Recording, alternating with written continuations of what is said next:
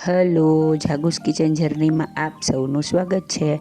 Friend, આજે આપણે એક નવી જ રીતે ટીંડોળાનું શાક રેડી કરીશું.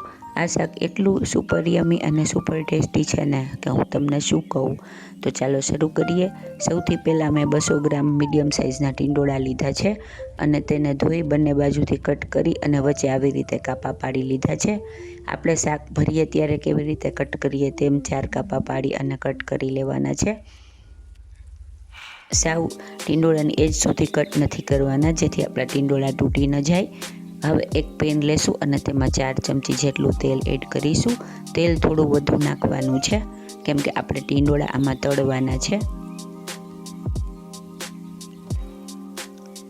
હવે આપણે તેમાં ટીંડોળાને એડ કરી દેશું અને ધીમા ગેસે તેને આવી રીતે ચલાવતા રહેશું, જેથી આપણા ટીંડોળા સોફ્ટ થઈ અને તળાઈ જશે.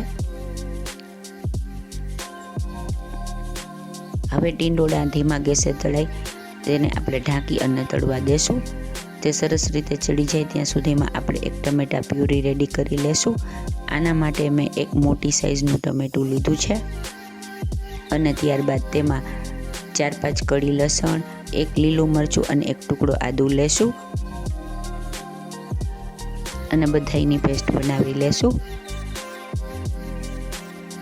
જુઓ, આપણા ટીંડોળા એકદમ સોફ્ટ થઈ અને ચડી ગયા છે અને રેડી થઈ ગયા છે. હવે આપણે તેને લઈ લેશું. આપણા ટીંડોળા આવા થવા જોઈએ. ત્યારબાદ એ જ તેલમાં તેલ કાઢી લેવાનું નથી, એ જ તેલ રાખવાનું છે અને તેમાં 5 ચમચી જીરું, 5 ચમચી રાઈ અને 5 ચમચી હિંગ એડ કરી અને તેને સરસ વઘાર આવવા દેશું.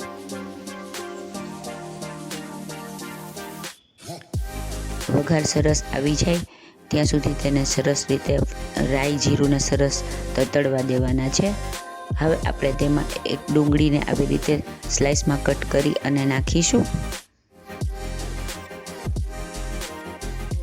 ફ્રેન્ડ્સ, આમાં લસણ ડુંગળી ઓપ્શનલ છે, તમે ન ખાતા હો તો સ્કીપ કરી શકો છો, પણ આપણે અત્યારે નવા જ પ્રકારનું સરસ શાક બનાવીએ છીએ એટલે આપણે લસણ ડુંગળીનો ઉપયોગ કરેલ છે.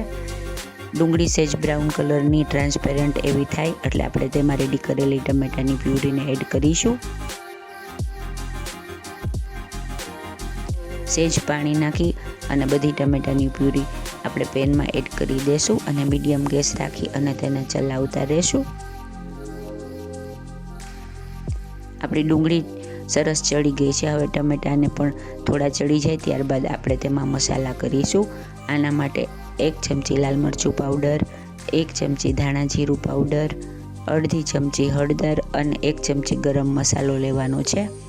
ગરમ મસાલો મેં અહીંયા કિચન કિંગ મસાલો આવે છે ને તે વાપરેલ છે, તમે કોઈ પણ નાખી શકો છો. અને સ્વાદ મુજબ મીઠું નાખવાનું છે. આમાં આપણે ટીંડોળામાં કે કસાઈમાં મીઠું નથી નાખેલું, જેથી બધા શાકના ભાગનું મીઠું જ એડ કરી દેવાનું છે. ગ્રેવીને સરસ રીતે આપણે ચડવા દેશું. થોડું પાણી એડ કરી અને ગ્રેવીને સહેજ પતલી કરીશું, જેથી આપણું શાક એકદમ રસકસતું અને રસાદાર બને. ફ્રેન્ડ્સ, આ શાક ફુલકા રોટલી સાથે અને ભાત સાથે ખૂબ જ સરસ લાગે છે. ઘણી વખત આપણને અમુક શાક ભાવતા નથી હોતા, ત્યારે આ ખૂબ જ સારો ઓપ્શન છે, તો તમે ચોક્કસથી બનાવજો.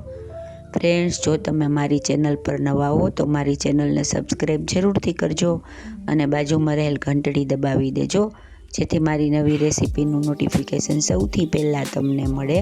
હવે આપણે તેમાં ટીંડોળાને એડ કરશું અને સરસ રીતે ચલાવી અને ઢાંકણ ઢાંકીને મીડિયમ ગેસે 7થી 10 મિનિટ સુધી થવા દેશું, જેથી આપણા ટીંડોળા ગ્રેવીમાં સરસ રીતે મર્જ થઈ જાય અને આપણું શાક એકદમ સરસ બને. ગેસની ફ્લેમ મીડિયમ રાખવાની છે. હવે આપણે તેને ચેક કરી લઈએ. જુઓ છે ને, એકદમ જોરદાર, ખાવામાં એટલું જ મજેદાર છે. આપણું શાક રેડી થઈ ગયું છે. હવે આપણે તેમાં 1 ચમચી જેટલો લીંબુનો રસ એડ કરીશું. આ ઓપ્શનલ છે કેમ કે આપણે પહેલાં ટમેટા તો નાખેલા જ છે, તમે ન ખાતા હો તો તેને સ્કીપ કરી શકાય. હવે આપણે ગેસ ઓફ કરી અને તેને એક પ્લેટમાં લઈ લેશું અને ગરમા ગરમ સર્વ કરીશું. ફ્રેન્ડ્સ, એકદમ મજેદાર અને એકદમ નવા જ પ્રકારનું આપણું ટીંડોળાનું શાક રેડી છે. તો તમે પણ ચોક્કસથી બનાવજો. હવે આપણે તેને એક પ્લેટમાં લઈ લઈએ.